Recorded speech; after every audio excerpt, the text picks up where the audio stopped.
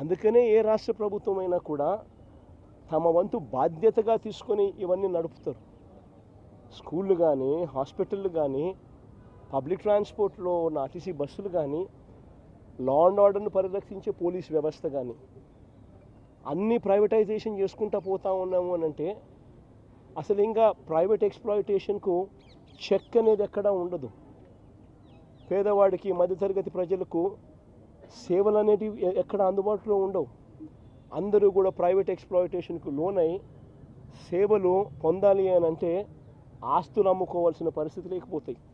ఈరోజు మిమ్మల్ని అందరినీ కూడా ఒకటే అడుగుతాను, ఒక కార్పొరేట్ హాస్పిటల్కి ఎప్పుడైనా కూడా మీరు ఒకసారి వెళ్ళి రేట్లు ఎంత ఉన్నాయని ఒకసారి చూసారా?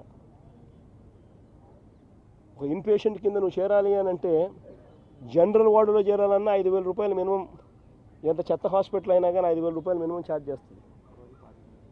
అదే నీకు సపరేట్ రూమ్ అనుకో, అదే నీకు కొంచెము ఒక ఫ్యాన్ గీనో ఉన్న సపరేట్ రూమ్ ఏదైనా ఒక ఫెసిలిటీ కొంచెం కొద్దో గొప్ప ఒక ఫెసిలిటీ ఉన్న రూమ్ ఏదైనా రూమ్ కావాలంటే అది 10,000 రూపాయలు మినిమం ఆ రూమ్. అదే ఐసీయూ లేకపోయినామంటూ ఐసీయూలో ఛార్జీలు ఎంత తెలుసా? 30,000 నుంచి 50,000 రూపాయలు రోజుకు. ఇది మినిమం. గవర్నమెంట్ మనం 17 మెడికల్ కాలేజీలు రాష్ట్ర ప్రభుత్వం అంటే వైఎస్ఆర్ కాంగ్రెస్ పార్టీ అప్పట్లో ఒక విజన్తో తీసుకురావడం జరిగింది. ప్రతి పార్లమెంటును ఒక జిల్లా చేసాం. ఆ జిల్లా చేయడంతో ప్రతి పార్లమెంటును ఒక జిల్లా చేయడంతో ఆ జిల్లా కేంద్రంలో ఈ మెడికల్ కాలేజ్ తీసుకురావడంతో అక్కడ మెడికల్ కాలేజ్తో పాటు టీచింగ్ హాస్పిటల్ కూడా అందుబాటులోకి వస్తుంది. టీచింగ్ హాస్పిటల్ అంటే అది ఒక multi speciality hospital. Multi speciality services, super speciality services ఇవన్నీ కూడా ఆ టీచింగ్ ఫెసిలిటీస్ వల్ల, మెడికల్ కాలేజీలో ఉన్న టీచింగ్ ఫెసిలిటీస్ వల్ల ఈ టీచింగ్ హాస్పిటల్లో ఇవన్నీ కూడా అందుబాటులోకి వస్తాయి. ఎప్పుడైతే ఆ హాస్పిటల్లో, ఎప్పుడైతే ఆ మెడికల్ కాలేజీలో, ఆ మెడికల్ కాలేజ్ ద్వారా ఉండే ఈ టీచింగ్ హాస్పిటల్లో అసిస్టెంట్ ప్రొఫెసర్లు, PG post graduate students, medicos, nursing students వీళ్ళంతా కూడా అక్కడ అందుబాటులోకి వస్తారు. పేదవాడికి ఎవరికైనా కూడా, పేద మధ్యతరగతి వారికి ఎవరికైనా కూడా ఉచితంగా ఈ సూపర్ స్పెషాలిటీ సేవలు, ఈ మల్టీ స్పెషాలిటీ సేవలు ఈ వైద్య హాస్పిటల్స్ ద్వారా, ఈ టీచింగ్ హాస్పిటల్స్ ద్వారా ఇవన్నీ అందుబాటులోకి ఫ్రీగా వస్తాయి పేదవాడికి. ఒకవైపున ఇది రావడమే కాకుండా దీనివల్ల జరిగే బిగ్గెస్ట్ అడ్వాంటేజ్ ఏంది అని అంటే, బిగ్గెస్ట్ మేలు ఏందనంటే, ఈ హాస్పిటల్లో ఎప్పుడైతే ఇలాంటి సేవలన్నీ ఉచితంగా పేదవాడికి, మధ్యతరగతి వారికి అందుబాటులోకి ఎప్పుడైతే వస్తాయో, చుట్టుపక్కల ఉన్న ప్రైవేట్ హాస్పిటల్లో, 30 కిలోమీటర్ల అవతల ఉన్న ప్రైవేట్ హాస్పిటల్లో, చుట్టుపక్కల ఉన్న మిగిలిన ప్రైవేట్ హాస్పిటల్స్ ఇష్టం వచ్చినట్టు రేట్లు ఛార్జ్ చేయలేవు. ఇష్టం వచ్చినట్టు రేట్లు ఛార్జ్ చేస్తే ఎవరు పోరు. ఎందుకనంటే teaching hospital, government teaching hospital అవైలబుల్గా ఉంది కాబట్టి. పేదవాడికి ఆరోగ్య భరోసా ఇచ్చేది ఈ 17 మెడికల్ కాలేజీలు, తద్వారా వచ్చే 17 మెడికల్ టీచింగ్ హాస్పిటల్స్. ఇదొకటే కాకుండా అందులో అవైలబుల్గా ఉండే అవైలబిలిటీలోకి వచ్చే సీట్లు, ఈ సీట్లన్నీ కూడా గవర్నమెంట్ మెడికల్ కాలేజీలో సీట్లన్నీ కూడా ప్రైవేట్ మెడికల్ కాలేజీల కన్నా తక్కువ రేటుకే ఈ సీట్లు అందుబాటులోకి వస్తాయి. దీనివల్ల బాగుపడేది మన పిల్లలు, దీనివల్ల బాగుపడేది మన తల్లిదండ్రులు, మన పిల్లల తల్లిదండ్రులు. ప్రైవేట్ కాలేజీలకు ఎప్పుడైతే ఇస్తామో సీట్ల మీద రేట్లు విపరీతంగానే ఉంటాయి.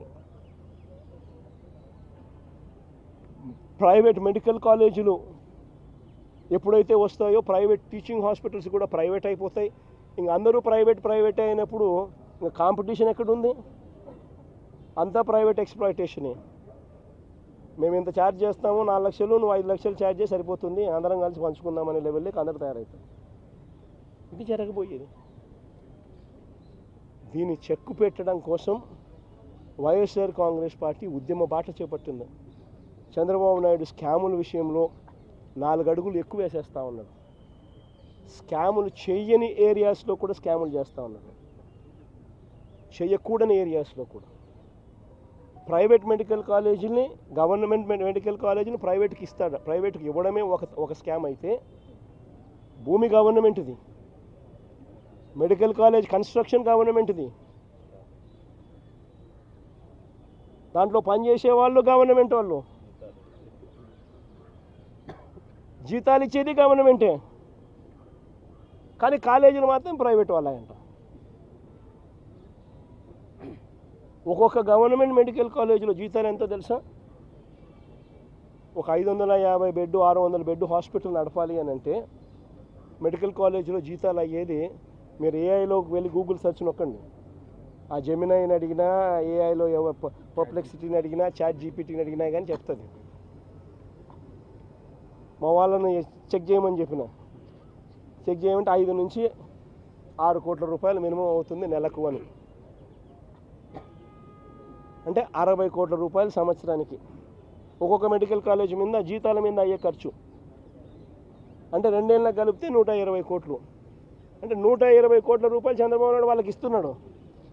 ప్రైవేట్ వాళ్ళకు కాలేజీలు, government land, government construction, government హాస్పిటళ్ళు, గవర్నమెంట్ స్టాఫ్తో వాళ్ళకి ఇవ్వడమే కాకుండా ఒక్కొక్కరికి మేలు చేస్తూ గవర్నమెంటే జీతాలు కూడా వాళ్ళకి ఇస్తూ 2 ఏళ్ల పాటు గవర్నమెంటే జీతాలు ఇస్తుందంట. అంటే సంవత్సరానికి 60 కోట్లు ఎదురిస్తున్నారు. 10 మెడికల్ కాలేజీలు ఇంటూ 120 కోట్లు అంటే 1200 కోట్లు మినిమం ఎదురిస్తున్నారు. అసలు ఇలాంటి స్కాములు దేశ చరిత్రలో ఎక్కడా ఉండవు. ల్యాండ్, ఇప్పుడు మెడికల్ కాలేజీల దగ్గర ల్యాండ్ ఒక్కొక్క మెడికల్ కాలేజీలు మా హయాంలో 17 మెడికల్ కాలేజీలకు శ్రీకారం చుట్టి 8,000 కోట్ల రూపాయల బడ్జెట్తో ప్రతి చోట 50 ఎకరాలు పైచిలుకు ల్యాండ్ ఉండేట్టుగా భూములన్నీ కూడా కొనుగోలు చేసి సేకరించి అక్కడ మెడికల్ కాలేజీలు కట్టాం. పర్మిషన్లన్నీ తీసుకొచ్చాం. నాబార్డ్తో టైఅప్తో పాటు ఇతర బ్యాంకులతో టైఅప్ చేయించినాం. కేంద్ర ప్రభుత్వ నిధులను కూడా టైఅప్ చేశాం. 8,000 కోట్లకు గాను 3,000 కోట్ల రూపాయలు ఖర్చు చేసి 7 కాలేజీలు పూర్తి చేసినాం. 17 మెడికల్ కాలేజీల్లో 3,000 కోట్ల రూపాయలు ఖర్చు చేసి మేమే మా ప్రభుత్వ హయాంలో 7 మెడికల్ కాలేజీలు పూర్తి కూడా చేశాం. ఆ పూర్తి చేసిన మెడికల్ కాలేజీ ఇప్పుడు రన్నింగ్లో ఉన్నాయి. దాని ద్వారా 800 మెడికల్ సీట్లు కూడా ఇప్పుడు మన పిల్లలకు అందుబాటులోకి వచ్చినాయి గవర్నమెంట్ రంగంలో కొత్తవి. మిగిలిన 10 కాలేజీలు పూర్తి చేయడానికి వివిధ దశల్లో ఉన్నాయి. అవి పూర్తి చేయడానికి సంవత్సరానికి 1000 కోట్లు కావాలా, 5 ఏళ్లకు 5,000 కోట్లు. రాష్ట్ర బడ్జెట్ 2.5 లక్ష కోట్లు పైచిలికి. 2.5 లక్ష కోట్లు పైచిలకు రాష్ట్ర బడ్జెట్ ఉన్న రాష్ట్రంలో 1000 కోట్ల రూపాయలు ప్రతి సంవత్సరం పెట్టలేరా అని అడుగుతా ఉన్నా. పోనీ పెట్టద్దండి, పెట్టాకండి, వదిలేయండి. మేము వచ్చినాక మేము చూసుకుంటాం కదా, మేము వచ్చినాక మేము కడతాం కదా నీ చేత కాకపోతే. అంతేగాని ఈ మాదిరిగా నువ్వు స్కాములు చేసి అమ్మడం ఏంది? ఇది చంద్రబాబు నాయుడు గారికి గట్టిగా తగిలేట్టుగా గవర్నర్ గారికి దృష్టికి కూడా తీసుకొని పోయేట్టుగా చెప్పినాం. మీకు చేయడం ఇష్టం లేకపోతే, మీకు డబ్బులు ఖర్చు పెట్టడం ఇష్టం లేకపోతే వదిలేయండి. మేము వచ్చిన తర్వాత మేము ఖర్చు చేస్తాం, మేము పూర్తి చేస్తాం. మా క్రెడిట్ వస్తుందేమో అని చెప్పి నువ్వు ఆత్రపడి క్రెడిట్ రాకూడదు అని చెప్పి పేదలకు నష్టం చేస్తూ ఒకవైపున కాలేజీలన్నీ కూడా కట్టకుండా వదిలేసి రెండో వైపున కాలేజీలన్నీ స్కాములు చేస్తూ అమ్మేస్తూ ఉన్నాం.